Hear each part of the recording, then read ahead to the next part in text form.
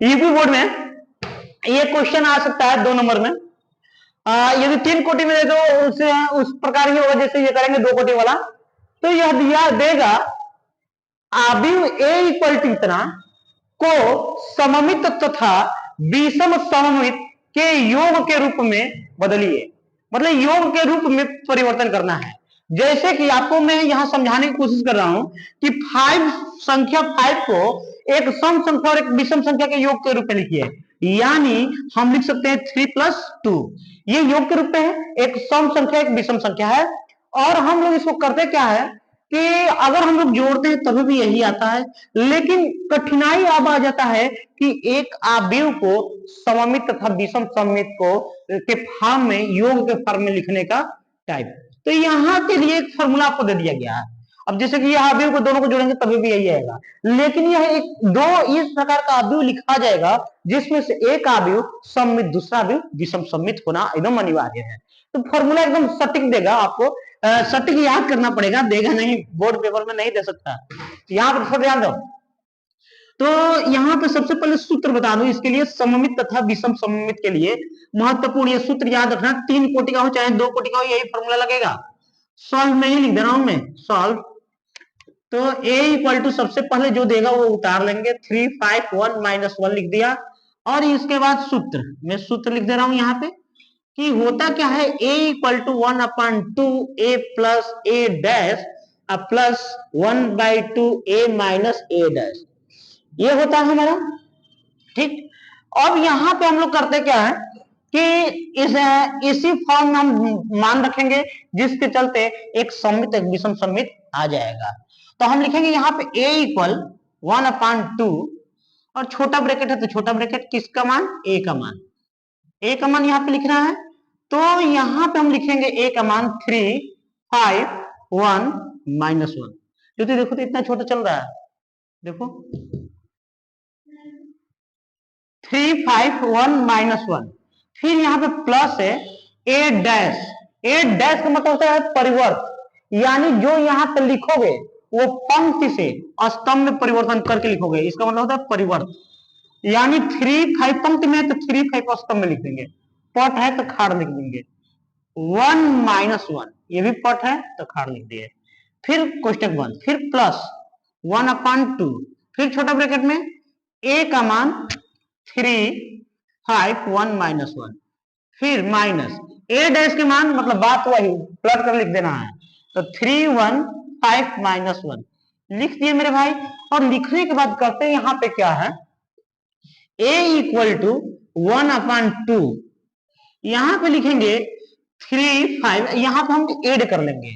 तो 3 3 6 5 1 6 5 1 6 -1 -1 -2, फिर प्लस छोटा कोष्टक हट गया, प्लस बीच में, फिर 3 में से 3 गए 0, 5 में से 1 गए 4, 1 में से 5 गए -4, -1 में से -1 गए तो +1 -1 0 0, -1 बीच में माइनस -1 होता, कट गया 0, इसीलिए मैं यहाँ पे क्या लिख दिया 0। और मेरे भाई यहाँ पे 1/2 मेरे से छूटा है, आप लोगों से छूटे ना। a इक्वल टू 1/2, 1/2 से प्रत्येक में गुणा होगा, 1/2 से प्रत्येक में गुणा कीजिए तो 1/2 × 6, फिर 1/2 × 6, 1/2 × 6, फिर 1/2 × -2, प्लस फिर यहाँ पे 1/2 × 0, 1/2 × 4, 1/2 × -4, 1/2 × 0। इतना लिखने के बाद हम लोग करते क्या है कि a इक्वल टू लिखेंगे 2 3 6 यानी 3, फिर 2 3 6 यानी 3, 2 3 6 यानी 3 और 2 1 2 यानी -1, प्लस फिर यहाँ पे क्या लिखेंगे 0, 2 दूनी के 4 यानी 2, 2 दूनी के 4 यानी -2, 2 से 1/2 से 0 में गुणा यानी 0 हो गया। और मेरे भाई एक काम करना, यहाँ पे मैं एक आव्यूह लिख दे रहा हूं जो आव्यूह दिया है, a इक्वल टू 3 5 1 -1 दिया है। इस आव्यूह को मैं 2 योग या अंतर के रूप में लिख दिया हूं, पर हम स्पष्ट रूप से यह नहीं कह सकते हैं कि यह सममित है और ये नहीं कह सकते कि विषम विषम सममित है।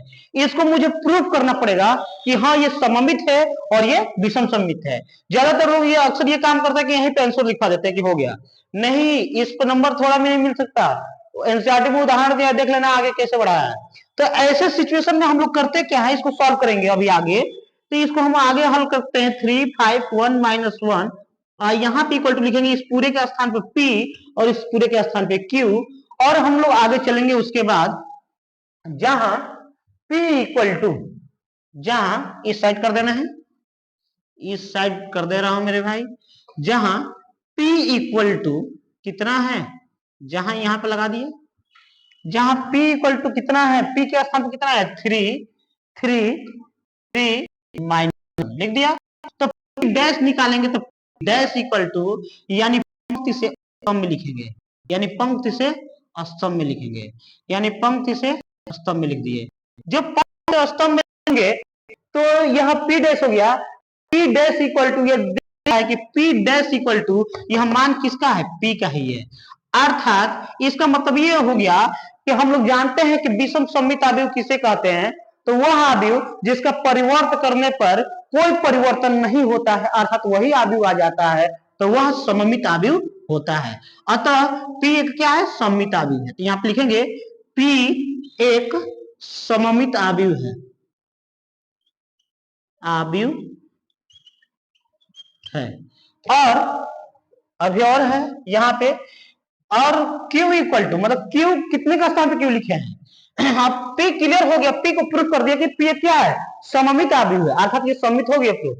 अब Q को भी दर्शाना पड़ेगा कि Q एक क्या है, विषम सममित अवयव है। तो आ जाओ मेरे भाई, Q इक्वल टू अवयव है क्या, 0 2 -2 0। हम इसका डैश निकालेंगे तो Q डैश इक्वल टू 0 2 पंक्ति से स्तंभ में -2 0। इसमें से माइनस कॉमन करेंगे तो Q dash minus minus common आ गया, 0 2 -2 0 हो गया। Q dash equal to minus, इस पूरे के स्थान पे क्या लिख सकते हैं, Q। तो यहां पे लिखेंगे कि Q, देखो Q का परिवर्तन करने पे यदि माइनस में वही आता है तो क्या है, Q एक विषम सममित अवयव है, विषम सममित अवयव है। लिखने के बाद उसके बाद हम योग के फॉर्म में आंसर लिख देंगे। लिखने के बाद यही लाइन पुनः लिख देंगे हम लोग कि अतः ए का मान मतलब जो रहेगा वो उतना इक्वल टू ये सममित अवयव, पुनः उतारेंगे, अब विषम सममित अवयव लिख लेंगे और यही लिखेंगे आंसर, तब लिखेंगे आंसर। Bus stop.